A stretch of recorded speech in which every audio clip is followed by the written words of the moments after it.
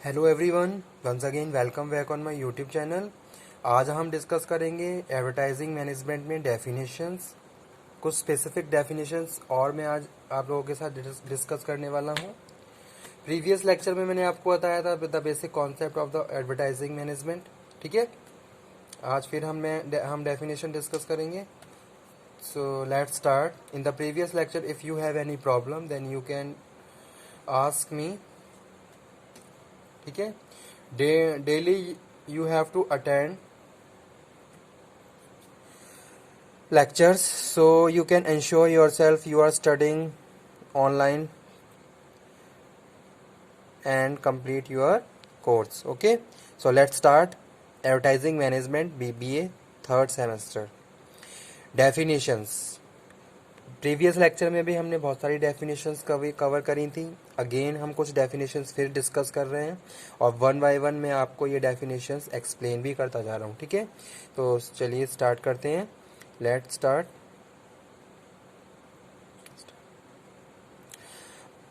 Advertising management a form of marketing communication used to encourage, persuade और manipulate an audience. अगर मैं advertising की बात कर रहा हूँ तो एडवर्टाइजिंग की अगर मैं बात कर रहा हूँ, advertising is a form of marketing communication. एक तरीके से क्या है, advertising is a form of marketing communication. जिस तरीके से मार्केटिंग की जाती है या फिर जो हम क्या कर रहे हैं, एक कम्युनिकेशन कर रहे हैं अपने कस्टमर के साथ। ठीक है, मार्केटिंग में हम क्या करते हैं, मार्केटिंग में अगर सपोज कोई भी एक सेल्स पर्सन है तो वो क्या कर रहा है, कोई प्रोडक्ट बेच रहा है तो उसके लिए वो क्या करेगा, एक हेल्दी कम्युनिकेशन अपने कस्टमर के साथ करेगा। ठीक है, तो सेम चीज हम क्या करते हैं, एडवर्टाइजिंग में करते हैं। एडवर्टाइजिंग में जो भी एडवर्टाइजर है वो एडवर्टाइज इस तरीके से डिजाइन कर रहा है कि जो भी रेलिवेंट इंफॉर्मेशन है आपके प्रोडक्ट से रिलेटेड वो इंफॉर्मेशन कस्टमर तक पहुंचाई जा रही है। ठीक है, तो वही चीज यहाँ पे लिखी हुई है, a form of marketing communication use to encourage. Okay, communication के थ्रू आप क्या कर रहे हो, अपने कस्टमर को, जो भी आपके टारगेट कस्टमर है उनको एनकरेज कर रहे हो, उनको परसुएट कर रहे हो और उनको मैनिपुलेट कर रहे हो। ठीक है, एक तरीके से आप उनके माइंड में एक अर्ज क्रिएट कर रहे हो कि वो जो भी एक पर्टिकुलर प्रोडक्ट जिसकी एडवर्टाइजिंग की जा रही है उसको एक बार एक्सपीरियंस जरूर करें। ठीक है, तो इस तरीके से हमने क्या करा, with the help of our healthy communication हमने उनको परसुएट करा, मैनिपुलेट करा और उसके उनके ऊपर एक उनको इन्फ्लुएंस कर दिया अपने प्रोडक्ट से। ठीक है, तो इस तरीके से हम क्या कर रहे हैं, एडवर्टाइजिंग कर रहे हैं। तो इसीलिए यहाँ पे लिखा हुआ है, a form of marketing communication use to encourage, persuade and manipulate an audience, viewer, reader और लिसनर। ठीक है, चाहे हम बात करें ऑडियंस की या फिर व्यूअर, जो हम देख रहे हैं, जो पढ़ रहे हैं, जो सुन रहे हैं। ठीक है, बहुत अलग अलग फॉर्म्स ऑफ एडवर्टाइजिंग हो सकते हैं। जहां हम बात कर रहे हैं रीडर्स की, जैसे सपोज कोई न्यूज़पेपर में एडवर्टीजमेंट निकला हुआ है तो जो भी रीडर्स हैं वो उसको रीड कर रहे हैं, तो वहाँ पे भी हम उन्हें क्या कर रहे हैं, प्रॉपर परसुएट कर रहे हैं, उनको इन्फ्लुएंस कर रहे हैं। अगर हम बात करें किसी लिसनर की, अगर कोई सपोज जैसे कोई इंफॉर्मेशन सुन रहा है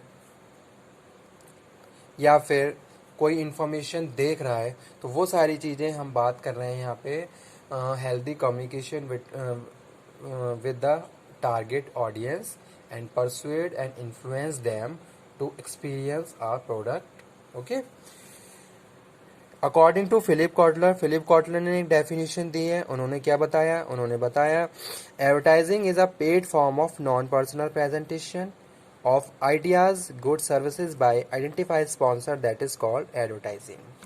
मेन डेफिनेशंस हैं स्टूडेंट्स। डेफिनेशंस के अगर कोई ऑथर दिए हुए हैं या कोई उनके स्पेसिफिक डेफिनेशन दिए तो आप उसको अंडरलाइन कर लीजिए।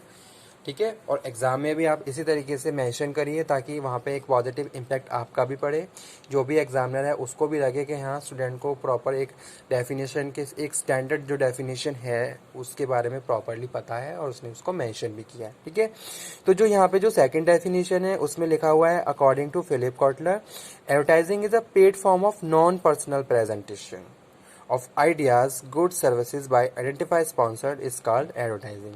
जैसे कि सपोज हम यहाँ पे बात करते हैं, आपने क्या करा, आपने न्यूज़पेपर में ऐड निकलवाया। ठीक है। अब न्यूज़पेपर में आपने ऐड निकलवाया तो जो भी एजेंसी है वो आइडेंटिफाई स्पॉन्सर है, ठीक है।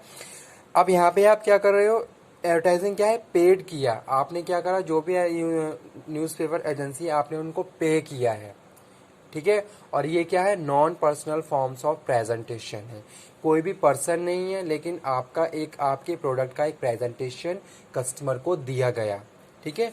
तो वही चीज़ यहाँ पे लिखी हुई है, advertising is a paid form of non personal presentation of ideas goods and services. जो भी आपकी गुड्स एंड सर्विसेज है उसके बारे में एक ब्रीफ आइडिया आपके कस्टमर तक पहुंचाया गया, तो ये क्या है, फॉर्म ऑफ एडवर्टाइजिंग, ठीक है। मॉडर्न फॉर्म्स ऑफ एडवर्टाइजिंग क्या कहती है, मॉडर्न एडवर्टाइजिंग कहती है advertising is paid persuasive communication. Advertising क्या है, पेड भी है और परसुएसिव है, यानी कि इस तरीके से आप अपने कस्टमर को इन्फ्लुएंस कर रहे हो कि उसके माइंड में एक पॉजिटिव अर्ज क्रिएट हो रही है कि हाँ, इस प्रोडक्ट को तो हमें एक बार एक्सपीरियंस करना ही चाहिए, ठीक है। तो यानी कि आपने इस तरीके से अपनी एडवर्टाइजिंग को डिज़ाइन किया कि कस्टमर अपने आप उसको देखने के बाद, सुनने के बाद, ठीक है, पढ़ने के बाद रेडी हो गया कि भाई हाँ, हमें इस प्रोडक्ट को तो एक बार एक्सपीरियंस करना ही चाहिए। इतने इनोवेटिव फीचर्स के साथ ये अगर ये प्रोडक्ट है, इसमें ये क्वालिटीज़ हैं, तो कहीं ना कहीं ये हमारे ऊपर एक पॉजिटिव इम्पैक्ट जरूर क्रिएट करेगा, या फिर हमारा जो भी इंटरेस्ट है उसके साथ ये प्रोडक्ट जरूर मैच करेगा, ठीक है। तो वो यहाँ पे हमने बात करी किसकी, advertising is a paid persuasive communication, okay, use non personal mass media to reach broad audience to connect identify sponsor with the target audience, ठीक है।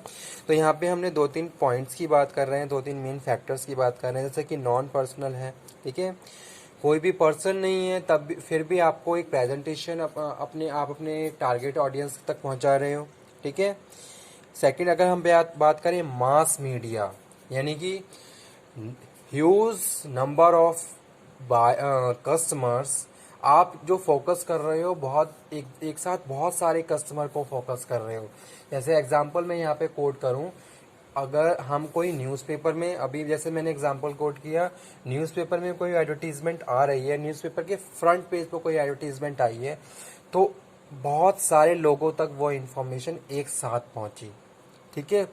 टेलीविज़न के थ्रू आप कुछ एडवर्टाइज कर रहे हो तो वहाँ पे भी आपको बहुत सारे कस्टमर आप कवर कर पा रहे हो, ठीक है। या फिर आपने कोई मैगजीन सिलेक्ट की, या फिर आपने कहीं मॉल पे आपने कुछ होर्डिंग्स वगैरह सिलेक्ट किए हैं, या फिर डिस्प्ले किया हुआ है, तो ये सारी फॉर्म्स ऑफ एडवर्टाइजिंग होती हैं। तो इस तरीके से आप क्या कर रहे हो, बहुत सारे कस्टमर को एक साथ टारगेट करते हुए, उनको फोकस करते हुए उनको कवर अप कर रहे हो, ठीक है। तो वही चीज़ यहाँ पे लिखी हुई है, advertising is use non personal mass media to reach broad audience to connect identify sponsor with target audience, ठीक है। तो जो भी आपके टारगेट, अब स्टूडेंट्स बहुत सारे प्रोडक्ट्स आते हैं, तो अगर हम बात करें एरिया वाइज, तो रूरल एरिया, वहाँ पे हम एडवर्टाइजिंग के अलग फॉर्म्स को सिलेक्ट करेंगे अकॉर्डिंग टू द ऑडियंस। अगर हम बात करें अर्बन एरिया, तो वहाँ पे हम एडवर्टाइजिंग के अलग अलग सोर्स को सिलेक्ट करेंगे, ठीक है, क्योंकि वहाँ पे हमें पता है किस टाइप के कस्टमर हैं और वो किस तरीके से हम उन्हें इन्फ्लुएंस कर सकते हैं। तो जो टारगेट एरिया है, एरिया वाइज भी बहुत सारी चीज़ें चेंज हो जाती हैं। तो इस तरीके से हम क्या हैं, अलग अलग सोर्स के थ्रू अपनी एडवर्टीजमेंट को कर सकते हैं, ठीक है। तो स्टूडेंट्स, आज हमने यही डिस्कस किया डेफिनेशंस के बारे में, ठीक है। उसके बाद मैं डिस्कस कर रहा हूँ 5 बेसिक कंपोनेंट ऑफ एडवर्टाइजिंग, ठीक है। तो कौन कौन से बेसिक कॉन्सेप्ट हैं, पहला है पेड कम्युनिकेशन। एडवर्टाइजिंग क्या है, पेड कम्युनिकेशन है, यानी कि आप पे कर रहे हो, उसके बाद जाके कहीं कस्टमर के साथ कम्युनिकेशन हो पा रहा है, ठीक है। सेकंड वन है स्पॉन्सर इज आइडेंटिफाई, ठीक है, यानी कि जो भी जिसके थ्रू भी आप एडवर्टाइजिंग कर रहे हो, तो वो आइडेंटिफाई स्पॉन्सर है, ठीक है। यानी कि एक रजिस्टर्ड एजेंसी, या फिर हम बात करें आइडेंटिफाई स्पॉन्सर को, जो आपकी एडवर्टाइजिंग को डिज़ाइन कर रहा है और जो भी आज का टाइम है उसके हिसाब से आपको सर्विसेज दे रहा है, ठीक है। उसके बाद हम बात करते हैं किसकी, ट्राई टू परसुएड इन्फ्लुएंस। आप क्या कर रहे हो, ये कोशिश कर रहे हो कि आप ज़्यादा से ज़्यादा कस्टमर को इन्फ्लुएंस कर पाओ, उनके इंटरेस्ट को चेंज कर पाओ, ठीक है।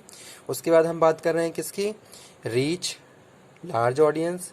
एक साथ बहुत बहुत सारे कस्टमर पे आप फोकस कर रहे हो कि भाई मैं बहुत सारे कस्टमर को इन्फ्लुएंस कर पाऊँ। कन्वे विद मास मीडिया, ठीक है। तो जो भी आप इंफॉर्मेशन ट्रांसफ़र कर रहे हो वो एक साथ बहुत सारे लोगों तक पहुंचा रहे हो। तो ये थे कुछ 5 basic component of advertising management, ठीक है। तो फर्स्ट वन क्या था, पेड कम्युनिकेशन। एडवर्टाइजिंग क्या है, पेड फॉर्म ऑफ कम्युनिकेशन है। जैसे यहाँ पे मैं एक एग्जांपल कोट करता हूँ।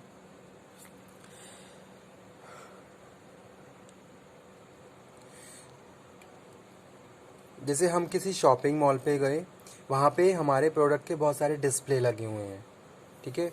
तो जो भी डिस्प्ले लगाए हैं उसके लिए हमें पे करना पड़ा।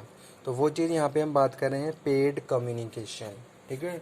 तो जो भी कम्युनिकेशन हो पा रहा है उसके लिए हमें क्या करना है, पे करना पड़ता है। ऐसे मैगजीन्स की हम बात करें, मैगजीन्स में भी बहुत सारे ऐड आपको देखने को मिलते हैं। इंडस्ट्रियल प्रोडक्ट की हम मेनली बात करें तो बहुत सारे ऐड वहाँ आपको इंडस्ट्रियल प्रोडक्ट के देखने को मिल जाएंगे। तो वो भी क्या है, पेड फॉर्म्स ऑफ कम्युनिकेशन है, ठीक है। नेक्स्ट अगर हम बात करें, थर्ड जो बहुत ज़्यादा इंपॉर्टेंट कंपोनेंट है, ट्राई टू परसुएड इन्फ्लुएंस। अगर पेड फॉर्म ऑफ कम्युनिकेशन अगर हम कर रहे हैं तो उसके पीछे जो मेन ऑब्जेक्टिव है वो यही है कि भाई हमें कस्टमर को इन्फ्लुएंस करना है। हमें हमें ये इस तरीके से इन्फ्लुएंस करना है कि वो हमारे प्रोडक्ट को खरीदना शुरू कर दे, ठीक है। यानी कि हमने क्या करा, उसके जो भी उसकी जो इंटरेस्ट है उसको हमने चेंज किया, उसको इन्फ्लुएंस किया, उसको परसुएट किया, उसके अंदर एक विलिंगली वो अपने आप उस प्रोडक्ट को खरीदना चाह रहा है, ठीक है। तो इस तरीके से हमने उसको परसुएट किया, उसके बिहेवियर को इन्फ्लुएंस कर दिया।